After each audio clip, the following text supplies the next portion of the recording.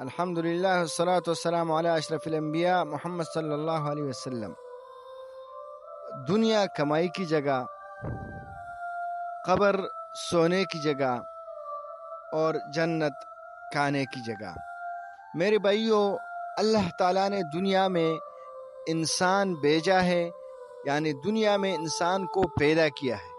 کیوں پیدا کیا ہے؟ بے معنی اور بے مقصد نہیں پیدا کی ہے، کیونکہ دنیا میں یا کوئی بھی شخص کوئی کام بے معنی اور بے فائدے نہیں کرتے ہیں۔ اس لیے اللہ تعالیٰ نے ہمیں پیدا کیا ہے، بے معنی اور بے فائدے نہیں پیدا کیا ہے۔ اور خود اللہ تعالیٰ ارشاد فرماتے، افحسبتم انما خلقناکم عبثا وانکم الینا لا ترجعون۔ تم یہ سوچتے ہو، یہ گمان کرتے ہو، یہ فکر کرتے ہو کہ ہم نے تمہیں بے معنی بے فائدے پیدا کیا ہے یا کوئی ایسی چیز پیدا کی ہے؟ تو اللہ تعالیٰ نے انسان کو بے معنی نہیں پیدا کی ہے۔ کیوں پیدا کی ہے؟ خود ہی فرمایا ہے اپنے قرآن پاک میں، وَمَا خَلَقْتُ الْجِنَّ وَالْإِنسَ إِلَّا لِيَعْبُدُونِ۔ میں نے انسان اور جنات کو نہیں پیدا کیا مگر اپنے عبادت کے لیے پیدا کیا۔ اب ہمارا جو مقصد ہے، ہمارے پیدا ہونے کا مقصد، دنیا میں آنے کا جو مقصد ہے، اس نے ہمیں چھوڑا ہے، کیونکہ ہم اللہ کی اطاعت کے بجائے دنیا کے پیچھے لگے ہوئے ہیں۔ اللہ تعالیٰ کیا فرماتے ہیں؟ وَمَا خَلَقْتُ الْجِنَّ وَالْإِنسَ إِلَّا لِيَعْبُدُونَ مَا أُرِيدُ مِنْهُمْ مِنْ رِزْقٍ۔ اس انسان سے ہم یہ نہیں چاہتے ہیں کہ یہ رزق کے پیچھے دوڑے۔ کیا چاہتے ہیں؟ عبادت چاہتے ہیں کہ یہ مجھے یاد کریں، فَاذْكُرُونِي، مجھے یاد کرو، وَاذْكُرْكُمْ، تمہیں میں یاد کر لوں گا۔ اسی طرح وَمَا يَذْكُرُونَ إِلَّا أَن يَشَاءَ اللَّهُ هُوَ أَهْلُ التَّقْوَى وَأَهْلُ الْمَغْفِرَةِ۔ کتنے جگہ پہ اللہ تعالیٰ نے انسان کو متنبی کیا ہے کہ میرے طرف لوٹو، مجھے یاد کرو۔ جب مجھے یاد کرو گے تو میں یاد کر لوں گا۔ جب اللہ تمہیں یاد کرے گا، کون یاد کرے گا؟ اللہ۔ مثلا آپ اگر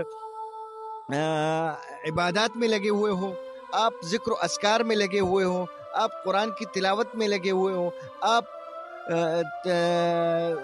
تعلیم اور تعلم کے حلقوں میں بیٹھے ہو، آپ دین کی باتیں سنتے ہو، تو اللہ اذکرکم، اللہ کہتا ہے کہ میں تمہیں یاد کر دوں گا۔ جب اللہ تمہیں یاد کرے گا، تمہاری رزق کے جتنے بھی دروازے بند ہیں وہ اللہ خود ہی کھولے گا۔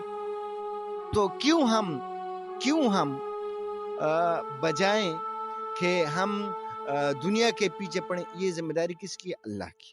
رزق دینا، پیسے دینا اور آپ کی حفاظت کرنا، یہ اللہ کی ذمہ داری ہے۔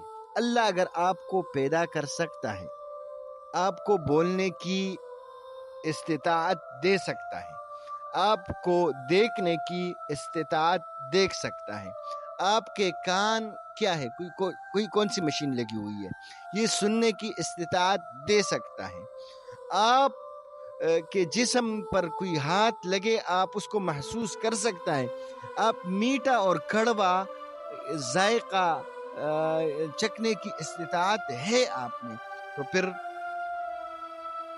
یہ سب کس نے دیا؟ اللہ نے۔ تو پھر اللہ تعالیٰ آپ کو رزق کیوں نہیں دے سکتا؟ کیوں؟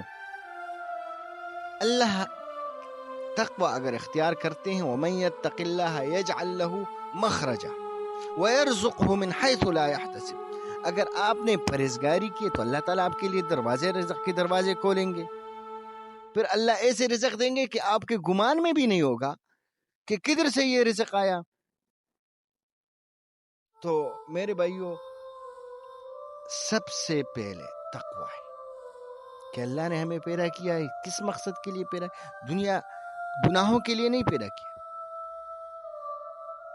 تکبر کے لیے نہیں پیدا کیا، فضول خرچی کے لیے نہیں پیدا کیا، گناہ کے لیے نہیں پیدا، نماز چھوڑنے کے لیے نہیں پیدا کیا۔ اللہ ہمیں اپنا بندہ پیدا کیا ہے، اپنے بندگی کے لیے، انسان اپنی بندگی کے لیے ہمیں اللہ نے پیدا کیا۔ ہم اب بندگی کو چھوڑ کے کسی اوروں کی اطاعت کے لیے ہم دوڑ رہے ہیں تو ذلیل اور خواری کے لیے، ضلالت کے لیے علاوہ خدا کی قسم کوئی چیز نہیں ہے دنیا میں۔ صرف ایک اللہ کی عزت۔ کسی کے در پہ جاؤ گے نا، ایک مرتبہ جاؤ گے، 2 مرتبہ جاؤ گے، 3 مرتبہ جاؤ گے، چوتھی مرتبہ ڈانٹ پڑے گی، لیکن میرے رب کے در پہ جاؤ خوش ہوگا، اور جاؤ خوش ہوگا، سجدہ ریز ہو جاؤ خوش ہوگا، جو مانگے گا وہ دے گا۔ اللہ سے مانگنے کا طریقہ سیکھو، تقوی کا طریقہ سیکھو، اور عبادات کا طریقہ سیکھو۔ خدا کی قسم اگر پھر بھی تمہاری جتنے بھی مشکلات ہیں وہ حل نہ ہو تو بتا سکتے ہیں، خدا کی قسم جتنے اپنے رب کی بارگاہ میں آپ اپنے آپ کو حاضر کر کے اپنے آپ کو رب کے اپنے جتنے بھی مشکلات ہیں وہ رب کے سپر کر کے، اللہ ایک ہی، کیونکہ اللہ اتنا بڑا زمین پیدا کر سکتا ہے، آسمان پیدا کر سکتا ہے، اتنے کائنات نظام چلا سکتے ہیں، تو تمہارا چھوٹا سا مسئلہ اللہ حل نہیں کر سکتا ہے؟ نہیں، ہمارا ایمان نہیں ہے، ہمارا یقین نہیں ہے، ہمارا ایمان پیسے پہ آیا ہے، ہمارا ایمان خدا کی قسم دکان پہ آیا ہے، ہمارا ایمان خدا کی قسم گاڑی پہ آیا ہے، ہمارا ایمان دنیا داروں پہ آیا ہے کہ یہ مجھے دے گا میں کھاؤں گا، نہیں دے گا نہیں کھاؤں گا۔ نہیں، تقوی اختیار کرو، توبہ کرو، اپنے گناہوں سے توبہ کرو۔ فَقُلْتُ اسْتَغْفِرُوا رَبَّكُمْ إِنَّهُ كَانَ غَفَّارًا يُرْسِلِ السَّمَاءَ عَلَيْكُمْ مِدْرَارًا وَيُمْدِدْكُمْ بِأَمْوَالٍ وَبَنِينَ وَيَجْعَلْ لَكُمْ جَنَّاتٍ وَيَجْعَلْ لَكُمْ أَنْهَارًا۔ مزے اللہ بار یہی قرآن مجید ہے، یہی قرآن مجید یہ بار سب کچھ بتا رہے سب کچھ بتا رہے۔ اس کو ہم نے پیچھے چھوڑا ہے، رزق کے لیے ہم نے کس جگہ سے کتنے ہم گرے ہوئے ہیں رزق کے لیے، ہم نے اس قرآن کو پیچھے چھوڑا ہے۔ ان کی نہ تعلیم سیکھتے ہیں اور ان کو نہ ہم سمجھتے ہیں، نہ تلاوت کرتے، تبھی ہمارے مشکلات میں اضافہ ہوا ہے۔ تو جب اللہ کے حکموں کے حکم عدولی ہوتا ہے تو پھر یہی حالات انسان کے اوپر آ جاتے ہیں۔ تو جس سے پہلے میں نے بتایا کہ دنیا کمائی کی جگہ، جنت قبر سونے کی جگہ، اور جنت کھانے کی جگہ۔ تو دنیا میں کمائی کرو، کس چیز کی کمائی؟ گناہوں کی کمائی نہیں، عبادات کی کمائی کرو۔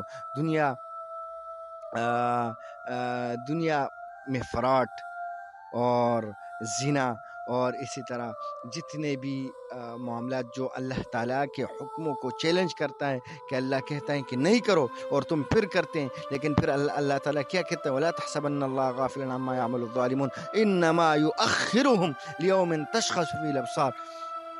اللہ یہ نہیں کہ تم گناہ کرو، اللہ کے حکموں کی نافرمانی کرو اور رسول اللہ صلی اللہ علیہ وسلم کی سنتوں کی جنازے نکالو۔ اللہ کچھ نہیں کہی، نہیں، اللہ کہتا ہے کہ میں موقع دیتا ہوں، یہ گمان نہ کرو کہ میں ان کا احتساب نہیں لوں گا، موقع دیتا ہے۔ ایک دن آئے گا کہ ان کا جو آنکھیں نا وہ آنکھیں نکلے ہوں گے، اسی طرح دیکھتے رہے ہوں گے۔ تو میری گزارش ہے کہ جتنے بھی آپ اگر سوشل میڈیا کا استعمال کرتے ہیں، آپ اگر دنیا کے معاملات میں داخل ہے تو اس میں ایک ہی کام کریں کہ اللہ کے حکم کی جو اللہ تعالیٰ نے حکم دیا ہے ان کے حکم عدولی نہیں کرنا، ان کے حکم کی تابعداری کرنا، تو انشاءاللہ دنیا بھی خوبصورت ہوگا اور آخرت میں بھی تو پھر مزے ہی مزے ہیں۔ جزاک اللہ خیر، احسن۔